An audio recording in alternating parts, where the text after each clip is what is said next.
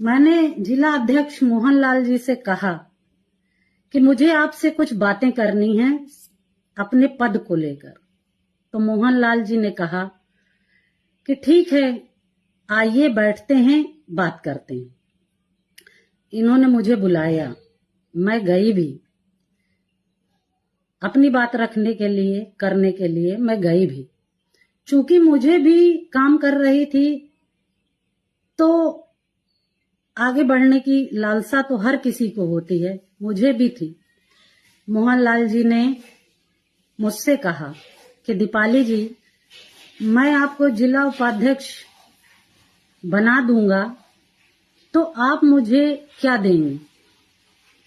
मैंने कहा, भाई साहब, मेरे पास देने के लिए कुछ नहीं है, क्योंकि अभी अभी मेरा घर मकान बिक चुका है, आपको पता है।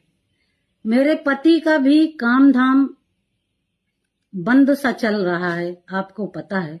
मैं आर्थिक रूप से इतनी कमजोर हूं कि मैं आपको कुछ दे नहीं सकती।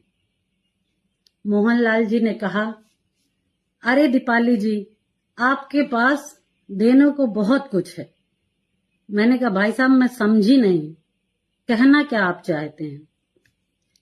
इन्होंने कहा, आप समझदार हैं, आपको मुझे बताने की आवश्यकता नहीं है, आप इशारों को समझिए। मैंने कहा, भाई साहब, मैं ना तो इशारों में बात करती हूं, ना मुझे समझ में आता है ये सब। आप खुलकर बताइए, यदि करने योग्य होगा तो मैं जरूर करूंगा। तो मोहनलाल जी ने कहा कि यदि मैं आपको जिला उपाध्यक्ष बना देता हूं तो आप मेरे साथ लखनऊ, दिल्ली, हर जगह चलेंगी, किसी को शक भी नहीं होगा। बस एक बार मैं कैसे इस बात को बोलूं, मुझे खुद समझ में नहीं आ रहा है। इस जैसे नीच व्यक्ति को क्या कहूं मैं? इसने कहा, बस एक बार मेरे साथ हम बिस्तर हो जाइए। हम बिस्तर होने का मतलब सारा समाज समझता है। इनकी इतनी गंदी भावना जो मुझे महीनों से कचोट रही है, मैं किसी से कह नहीं पा रही थी, शांत थी। मैंने कहा, भाई साहब, आपके घर में भी बहू बेटियां हैं, ऐसी बातें की जाती हैं? आप बहनों के प्रति ऐसी धारणा रखते हैं?